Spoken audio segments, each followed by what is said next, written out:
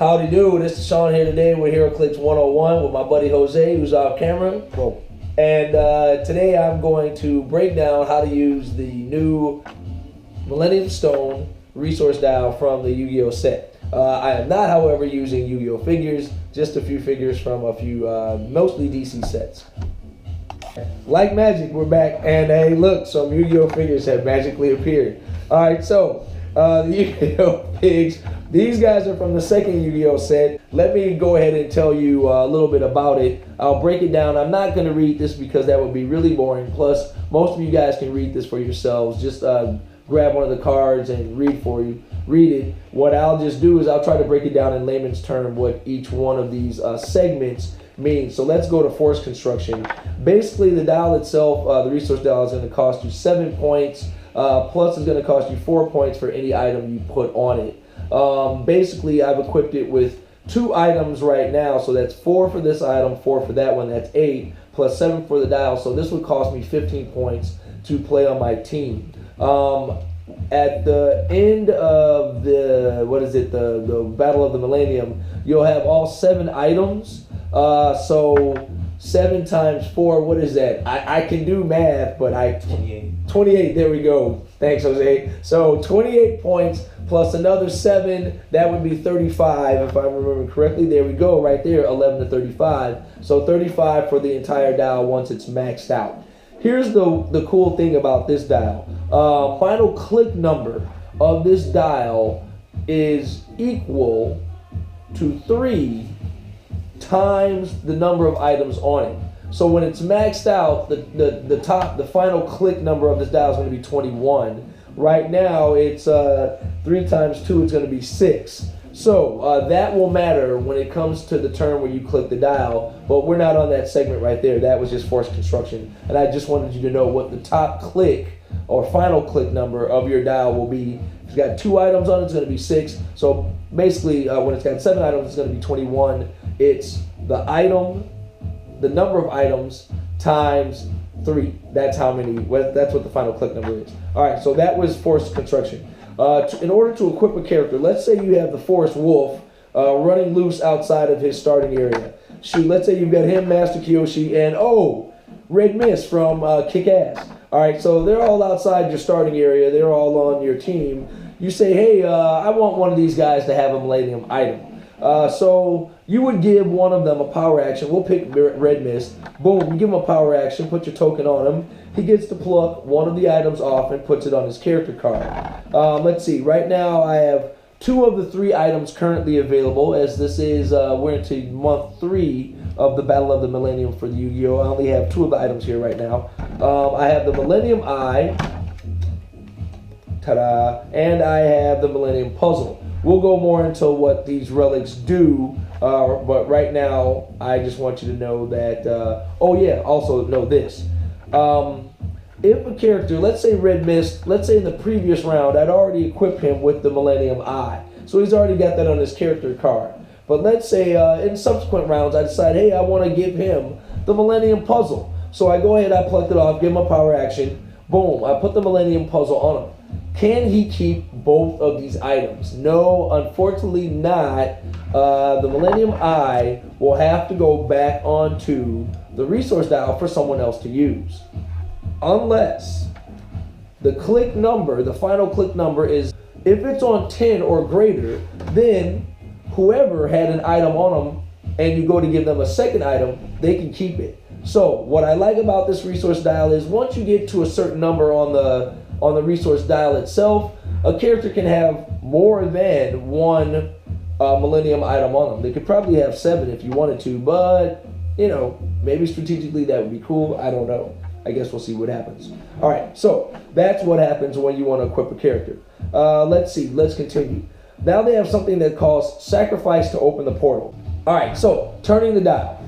At the end of any round in which a character takes damage, one of your friendly characters takes damage from an opponent, you may roll a d6, roll a 5, subtract 1, and then you would turn the dial that many times to, clockwise? to the right, left, whatever it is. Just turn the dial that many times. All right. Once you reach that number, you will see that some statistics will probably change, and the number in the Summon Souls slot has changed as well.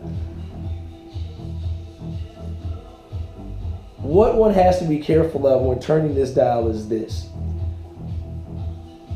Since I have 2 items on here, my final click number is 6. Since I only clicked it 4 times, I'm already on click 5. What that means is the next time one of my guys takes damage, I'll roll a d6. I'll subtract 1, and most likely, unless I'm really lucky, it won't turn. But if it does, I will have reached the final click number in fewer clicks than it takes, unless I'm really lucky. If I roll a 1, it won't turn at all. If I roll 2, I'll subtract 1 and get it exactly on that number. If I roll anything over a 2, I'm going to reach the final click number, which in this case is 6, in fewer clicks than would be showing on the die. What that means is any of my guys who have a Millennium item equipped to them will take 1 unavoidable damage. You can't avoid it. If I were to reach that final click number by exact count or exact roll, that would be perfect. I would reach it. I wouldn't have to worry about turning it anymore thereafter, and none of my guys would take any damage. Okay, but enough about that right there. Let's move on to another segment. Let's say you have 2 of your 3 guys, of the 3 guys I have here, they have Millennium items on them. Let's say the puzzle is on the Red Mist, and the Millennium Eye is on Master Kianshi. Okay, let's just say that that is so. Haha, and they hold it. All right, so what I would do is there's going to be some stat bonuses. Let's say they're on their top or final click, which is 6. There's going to be some stat bonuses showing on the dial. That's a +1 to move and a +1 to defense. At the beginning of my turn, I have to decide which one of these guys is going to get that bonus. I'm going to choose Master Kianshi because he's kind of more of an ass kicker. So his defense will, at least in hand-to-hand combat. Well, actually, they both have about the same. Well, anyway, I digress. His defense will become then 17, and since he has close combat reflexes, when he gets into hand-to-hand combat with somebody, that 17 will become a 19. That makes him pretty deadly. That along with, it looks like he either has Blades, Claws, Fangs, or Precision Strike. It's probably Precision Strike. I don't have his card with me right now, but that's not the point. We're not talking about him, we're talking about the die. Alright, so I would decide which bonus, which of these guys would get the bonus, and he would get that to use this round. Alright.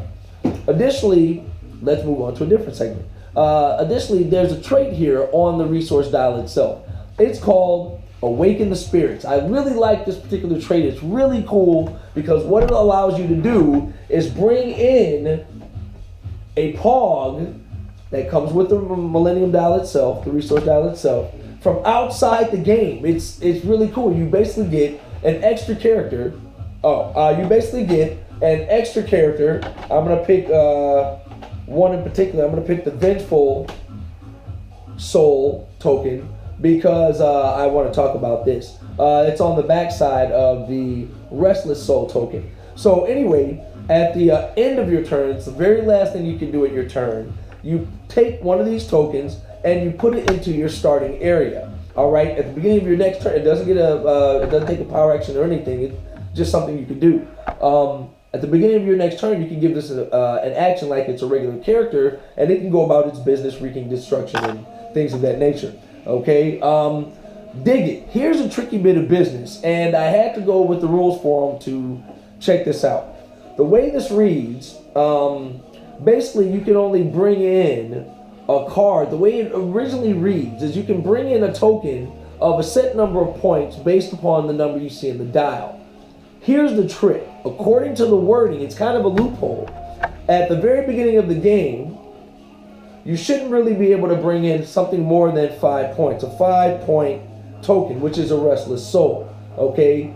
But due to a loophole in it, you can actually, at the start of a game, at the end of your turn during the game, bring in a 50-point Vengeful Soul token.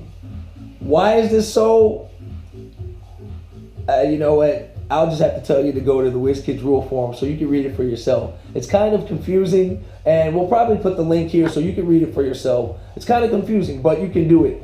I've done so in many different tournaments, and man, is it great to bring in this 50-point token that has either charge or running shot with an 11 move, an 11 attack with Psychic Blast, 18 with Super Senses, and doing 4 damage with Exploit Weakness. It's ridiculous. It's so cool. So you bring it in at the end of your turn, and the next turn it runs around, wreaks havoc, and trust me, this thing has definitely been a deciding factor in several battles since I've been playing this dial. It's great. If you haven't been playing Yu-Gi-Oh, well, all right, I'm not going to say you need to, but you should really at least go to at least one tournament so you can get a resource dial. Because I'm telling you, even if you don't get that many items, just the Pogs alone, it's just great. You're missing out, bro. You need to get it. All right, on to the final thing. All right, Zork, Give Me Strength. It's on the final dial right here. All right, that would be dial 21. Let me get to it right there. Oh yeah, I forgot to mention this.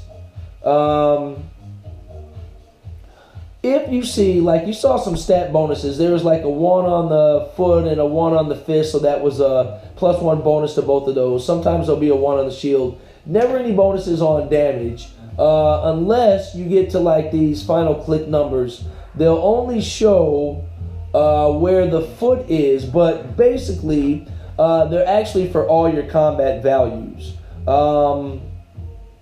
Yeah, so you can get a +1 to all your combat values, a +2 to all of them, or a +3 to all of your combat values once you have more items on there and you start to reach the upper click numbers on the dial. It's fucking amazing. Why no one would want this resource dial? If you like resource dials, I don't know. All right, so to continue, when you get to the final one, which shows a big giant A, wow, this is just ridiculous. It's so cool. I can't get over how cool this resource dial is.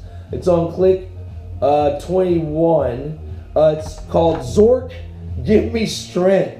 At the beginning of your turn, you would basically choose a character with the Millennium item on their card. They would modify all of their combat values by +2. They would deal penetrating damage and can use Impervious, Outwit, and Probability Control. Ugh!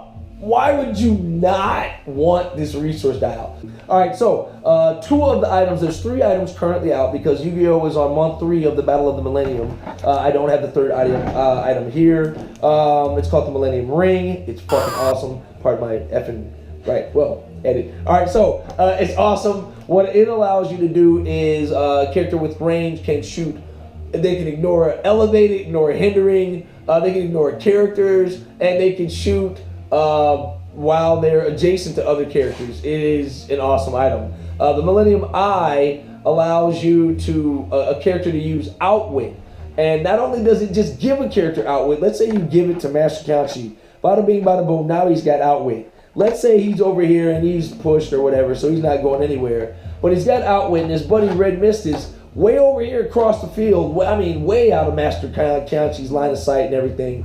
And, oh, what do you know? Mammoth is about to come and smash Red Mist. Master Kanchi could use his Outwit through Red Mist, who's across the field, behind some buildings, under a bush, whatever, and outwit Mammoth's charge as long as Mammoth is within the minimum range of 6 spaces to Red Mist for the outwit to work. It's a great item.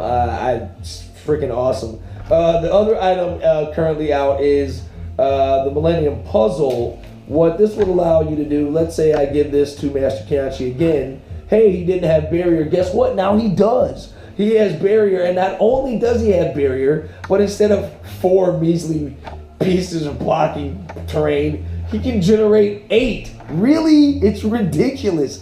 8 pieces of blocking terrain. On top of that, anybody smacking him, doing damage to him, you're going to take 1 unavoidable damage. So basically it gives him the equivalent of the Mystic's team ability. So it is just great. I love these items. I love the resource dial. I think everybody should embrace all forms of clicks and have a mishmash. And in fact, actually, we're probably going to have some pointers for some kind of battle scenario with mishmash and stuff like that. All right, well, that's it. This is Shonn Allen signing out for Heroclix 101. Until next time, bada boom, blah.